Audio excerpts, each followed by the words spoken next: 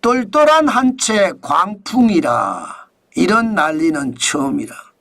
제가 말씀을 드렸죠. 벌써 제가 부동산에 대한 분석을 할 때마다 똘똘한 한 채가 난리가 날 거다. 제가 그렇게 말씀을 드렸습니다. 그만큼 말입니다. 저는 지표만 가지고 분석을 하거든요. 감을 가지고 저는 시장을 보지 않습니다. 실제로 똘똘한 한 채가 난리가 난다고 말씀을 드렸는데 그게 현실이 된 거예요. 100억 이상 초고가 아파트 거래 건수를 보십시오. 2022년에는 4건이었습니다. 그리고 2023년에는 5건. 작년에는 23건이 23건. 올해는요, 이대로 가면 30건을 넘을 거라는 게 일반적인 예측이 30건. 이제는요, 100억 이상 초고가 아파트가 일반화되는 느낌이에요. 실제로도 말입니다. 용산구 한남동의 나인원 한남은요, 130억 원에 거래가 됐어요. 지난 4월 18일에. 강남구 압구정동에는 현대 2차가 105억 원에 거래가 됐고요. 강남구 압구정 현대 7차는 130억 5천만 원에 거래가 됐습니다. 강남구 청담동의 효성빌라 청담 101은 113억에 거래가 됐고요.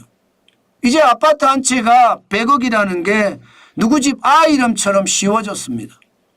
그만큼 말입니다. 똘똘한 한 채에 광풍이 불고 있다는 뜻입니다. 앞으로 광풍이 더 불 거냐? 더 불 겁니다. 계속해서 똘똘한 한 채만 살려고 할 거예요. 그럼 똘똘한 한 채가 뭐냐? 기본적으로 강남 4구 정도는 돼야 되고요. 용산구까지 포함하면 강남 5구, 강동구를 가끔 빼낼 때도 있어요. 나머지만 가지고 하면 확실하게 강남 4구가 됩니다. 용산구하고 합쳐서 말입니다. 그런데 여기에 집값은 계속 올라갑니다. 예, 올라가는 정도가 아니라 사상 최고가를 계속 경신하고 있어요. 토지거래 허가구역으로 묶였으면 뭐해요? 이제 그거 의미 없는 거예요. 그냥 신고해서 사면 되니까. 돈 많은 사람 입장에서 돈 많은 사람들 많잖아요. 사업하는 사람들도 돈이 많고 연예인들도 돈이 많고 그죠? 투자자들도 돈이 많고 그러니까 그 사람들이 투자해서 아파트를 사는 겁니다. 사실 우리네 생각으로 아파트 한 채가 100억이다. 말이 안 되잖아요. 그러죠? 그런데 그게 말이 됩니다. 그만큼 일반화가 됐다는 뜻입니다. 아마 앞으로도 똘똘한 한 채는 계속 올라갈 것 같아요. 왜? 여러분 보세요. 서울 아파트 매매가 변동률이 2025년 5월 19일에 0.13까지 올랐잖아요. 계속해서 오른다는 뜻이에요. 공급이 많아져야 되는데 공급이 많아질 틈이 없었어요. 윤석열 정부에서 공급을 많이 하겠다고 했으나 결국 윤석열 정부는 탄핵돼 버렸잖아요. 이제 이재명 정부가 들어설지 아니면 김문수 정부가 들어설지 우리도 알 수는 없지만 어쨌든 공급은 당분간 딸릴 수밖에 없습니다. 그러니 집값이 자꾸 올라가는 거예요. 거래량이 적은데도 집값이 올라가. 2025년 3월에 결국 10,000건이 넘었습니다. 1056건. 그러나 4월에도 5,189건 좀 줄긴 줄었어요. 5월에도 1,924건 좀 줄었어요. 줄었지만 거래 금액은 계속 높아지는 거예요. 거래 금액은. 똘똘한 한 채 중심으로 자꾸 사니까. 2025년 2월에 서울 아파트 평균 거래 금액이 14억 7,425만 원이 됐습니다. 굉장하죠. 3월에는 14억 1,140만 원이 됐고요. 4월에는 11억 1,656만 원이지만 5월에도 10억 5,924만 원이지만 또 올라갈 겁니다. 그만큼 말입니다. 서울의 아파트 똘똘한 한 채 중심으로는 폭등. 대신에 서울 외곽은 어떻게 되느냐. 서울 외곽은 생각보다 안 오릅니다. 예를 들어 노도강이다. 노원구, 도봉구, 강북구다. 여기는 오히려 집값이 떨어져요. 그런데 강남구는 집값이 신고가를 유지하고요. 완전히 예, 완전히 말입니다. 초양극화가 나타나죠.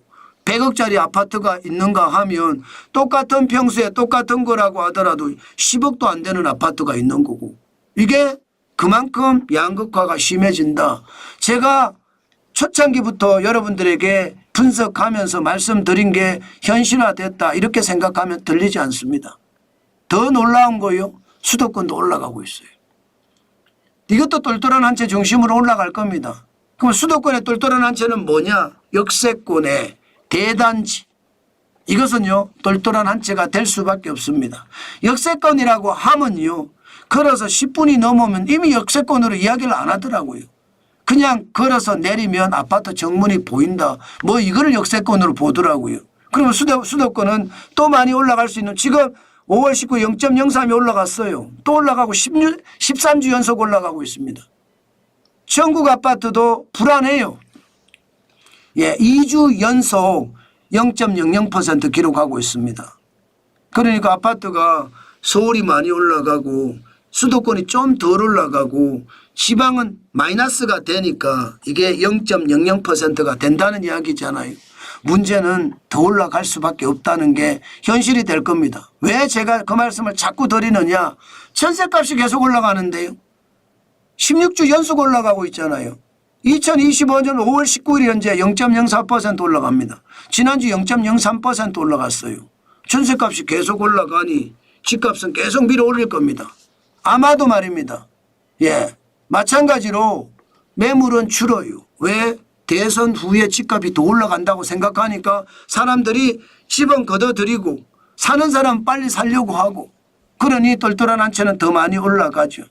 그렇게 생각을 하면 야, 저는 진짜 집을 잘 산 것 같습니다. 저도 뭐 여러분 알다시피 문재인 정부 이전에 저는 집을 샀거든요. 문재인 대통령이 되면 집값이 올라갈 거다 저는 그렇게 예상을 했었습니다. 왜냐하면 좌파 대통령이 되면 집값은 계속 올라갔으니까. 결국 실제로도 올라간 거죠. 그래서 여러분들에게 말씀을 드립니다. 지금 누가 대통령이 될지 사실 알지는 못하지만 분명한 것은요, 다음 대통령 때 공급이 그만큼 쉽게 빨리 다가오지는 못할 거예요.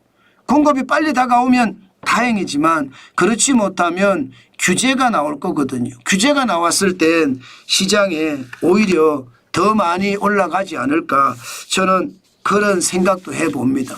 그만큼 여러분, 그만큼 부동산은요, 예, 굉장히 유심히 보셔야 됩니다. 예, 저 같은 경우는 문재인 대통령이 취임도 하기 전에 2016년에 박근혜 대통령이 탄핵이 된다 안 된다 워낙 난리를 칠 때 그때 저는 집을 샀거든요. 예, 집을 잘 산 것 같아요.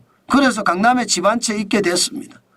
예, 그게 여러분 시장을 보는 눈이다. 저는 그렇게 생각하거든요. 무리하게 볼 필요는 없지만 확실하게 시장은 따라가면서 봐야 되겠다. 그 말씀 여러분에게 오늘도 강조해 드립니다.